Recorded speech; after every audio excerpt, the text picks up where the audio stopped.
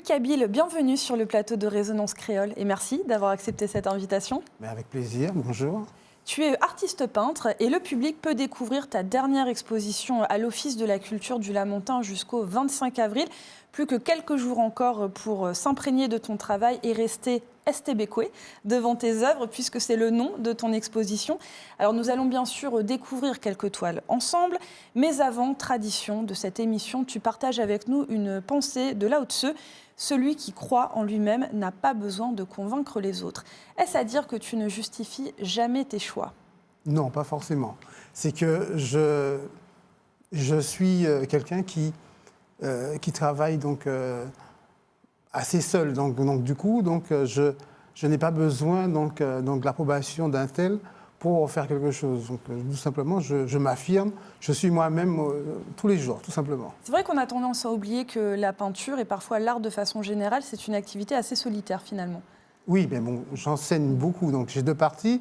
J'ai une partie où je me retrouve effectivement avec moi-même et donc l'autre partie où j'enseigne beaucoup, donc avec beaucoup d'élèves, où je partage énormément. Donc voilà, on discute, on prépare donc des choses et donc je suis dans l'immersion donc avec la société, les gens, le rapport humain, etc. Et donc, ce qui évidemment nourrit aussi ton travail, bien évidemment. Voilà. Ton exposition Estebekwe réunit une trentaine de toiles. On y retrouve évidemment des portraits, ce qui est un petit peu ta marque de fabrique, nous y reviendrons, mais pas seulement.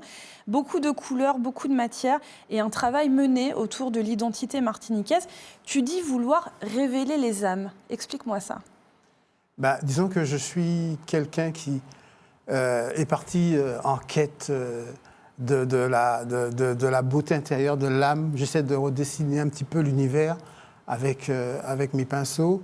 Et à travers donc, ces recherches-là, j'ai été donc, en proximité avec les gens de façon à pouvoir trouver, déceler donc, l'autre, moi à travers l'autre, tout simplement. C'est une réflexion sur ce qu'est le peuple martiniquais, ce qu'il a été, ce qu'il est aujourd'hui, ce qu'il sera. Finalement, qu'est-ce que tu as réussi à mettre en lumière sur ce résultat final, sur cette quête ? Ce qu'il y a, c'est que, bon, effectivement, bon, je pense qu'on est un peuple quand même qui souffre énormément et qu'on a encore beaucoup à apprendre. On a beaucoup de choses donc, à découvrir de soi et on doit se faire confiance surtout. Parce qu'on a beaucoup de talent, beaucoup de savoir-faire et il faut vraiment qu'on arrive à prendre suffisamment confiance en soi de façon à pouvoir se dépasser. Pourquoi ce nom Estebekwe ? Est-ce que c'est le sentiment que tu veux inspirer aux visiteurs qui découvrent ton travail ou est-ce que c'est celui des personnages que tu peins, justement ? Non, c'est celui que je veux. C'est un mot que je veux transmettre donc, à l'autre parce que, bon, Estebekwe, c'est dans la vie de tous les jours. Je suis Estebekwe de ce qui se passe autour de moi, de ce que j'entends, de ce que je vis. Parce que, bon, le monde n'est pas forcément quelque chose de beau et lisse. Et j'ai voulu donc ouvrir juste une porte avec Estebekwe de façon à ce que les gens puissent avoir un regard différent donc, sur le monde extérieur, pouvoir donc comprendre ce qui se passe réellement. Et c'est aussi une façon de valoriser cette identité créole, justement, qui vit au milieu de ce monde fait de multiples facettes culturelles. Finalement, c'est une valorisation, cette fois-ci, non pas à travers la langue, mais à travers la peinture. Voilà, donc moi, j'utilise des outils à ma portée, donc c'est mon pinceau. Et donc, j'essaye donc de m'exprimer, de démontrer des choses, donc de sensibiliser donc, à certaines réflexions. On retrouve également des peintures en 3 dimensions. Quelle est la plus-value sur ce travail en volume ? Donc, ce travail-là, donc, j'aime beaucoup la recherche. J'aime beaucoup travailler sur des choses qui sont un peu plus difficiles et donc faire des petites recherches qui permettent donc, de montrer autrement quelque chose. Donc une image, un personnage, pouvoir montrer une personne sur 2 années différentes ou 2 personnages différents. Tu réalises beaucoup de brouillons, si je puis dire, avant d'aboutir à l'œuvre finale ?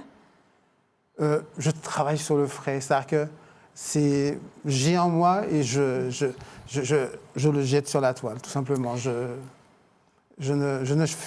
fais des recherches, mais intérieures, tout simplement. Le dessin s'est imposé à toi très jeune puisque tu as commencé dans la cour de récréation de l'école du Verpré dont tu es originaire. À l'époque, ce sont tes camarades de classe qui te servent de premier modèle et tu as exposé pour la première fois à l'âge de 12 ans. On peut dire que tu es particulièrement précoce. Oui, disons que le dessin était pour moi un exutoire, puisque bon, j'étais délocalisé donc très jeune et j'avais perdu le lien avec ma famille proche, mon environnement, ma nature, donc mes rivières, tout ça, etc. Et donc du coup, j'ai eu un exutoire quand je suis arrivé donc en France métropolitaine. Et donc, on m'a inscrit donc dans une école de dessin. Et très vite, bon, je me suis épanoui. J'ai commencé à peindre, dessiner. Et voilà, tout simplement, j'ai fait une exposition donc à 12 ans et j'étais très fier de moi. C'est passé sur le journal, donc j'étais. Bien sûr, et c'est normal que tu sois fier. Tu as poursuivi évidemment ce cursus artistique. Tu es diplômé de l'école des Beaux-Arts de Paris. Aujourd'hui, tu maîtrises absolument toutes les techniques de peinture, mais est-ce que tu en as une de prédilection ? J'ai travaillé le pastel. J'étais pastelliste. J'ai gagné les premiers prix donc, de pastel. J'ai travaillé beaucoup de techniques. J'ai travaillé l'huile, j'ai beaucoup travaillé l'huile. J'ai étudié donc, des grands maîtres comme Van Gogh, comme tous les peintres classiques. J'ai travaillé beaucoup donc, le clair-obscur. J'aimais beaucoup donc, faire ressortir les personnages donc, de l'obscurité. Et j'ai même été, comment dire ça, un nègre. Hein, donc, c'est-à-dire que je peignais pour quelqu'un de... Voilà, tout simplement. Mais après, je suis venu en Martinique et j'ai préféré travailler à l'acrylique. Parce que l'acrylique avait donc une qualité donc différente de ce qu'il y avait avant. Et c'est aussi lorsque tu rentres au pays en 2002 que le portrait s'impose également dans ton travail, car tu dis avoir constaté aussi un manque d'estime de soi du peuple martiniquais. Alors depuis, tu as peint Fanon, Césaire, Eugénie Alpha aussi, que nous avons aperçu sur l'une de tes toiles, et bien d'autres, plus de 20 ans après ce constat. Est-ce que tu dirais que le peuple martiniquais s'est réapproprié son identité, et est-ce que aussi c'est le rôle de l'artiste de l'y aider ? Oui, c'est un rôle très important. Oui, c'est le rôle de l'artiste de pouvoir donc, que l'autre puisse avoir un regard sur lui-même. C'est pour ça que j'ai travaillé donc, pendant des années à dessiner donc, les gens en direct, pendant des journées entières. Et j'ai rencontré énormément de personnes, j'ai partagé énormément de contacts, de regards avec les gens. C'est très particulier des fois. Donc du coup... il y avait beaucoup de monde autour de moi, j'étais envahi par des gens, etc. Donc, j'étais dans la foule. Et donc, et là, donc à partir de ce moment-là, j'ai pu, comment vous dire ça, avoir un niveau de concentration qui m'a permis donc, d'être au-dessus. C'est-à-dire que j'ai pu gérer tout ce qui se passait autour de moi, donc tout en dessinant en même temps, etc. Et donc, ça m'a un petit peu effrayé, mais... à partir de ce moment-là, donc, j'ai commencé à avoir donc, une maîtrise au niveau donc, de l'énergie et de la concentration. Et sur la question de la dignité, tu dirais qu'il y a du mieux justement dans cette réappropriation de cette identité aussi martiniquaise ? Oui, c'est vrai que... Non, mais je suis très content aujourd'hui parce que bon, je rencontre beaucoup de personnes, je discute avec beaucoup de personnes. Il y a beaucoup de gens qui sont très éveillés, qui comprennent exactement ce qui se passe. Et franchement, ça me fait très plaisir parce que je me suis battu, j'ai toujours gardé la même lignée au niveau donc, de l'individu. Je m'intéresse à la personne, je m'intéresse donc au bien-être d'autrui. Je suis un humanisme. J'aime les gens, donc du coup, je partage toujours avec les gens. Et je suis vraiment très content de voir qu'il y a une évolution qui s'est faite. Alors, nous allons ouvrir la discussion avec le choix audacieux que tu as fait pour nous parler d'un autre artiste, puisque tu souhaites mettre en lumière le musicien Let Babylon Burn. On va d'abord découvrir un extrait de son morceau solo et on revient juste après.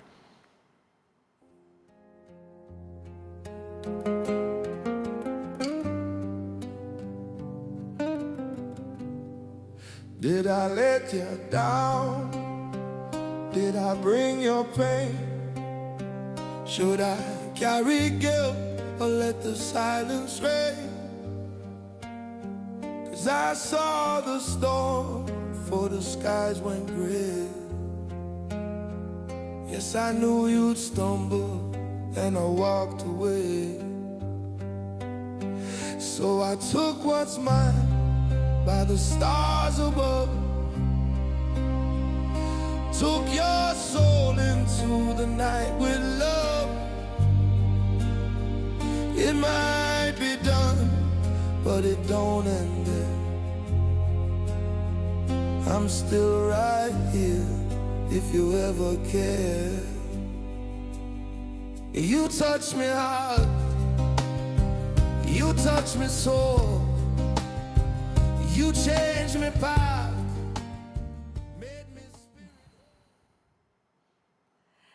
Merci pour la découverte.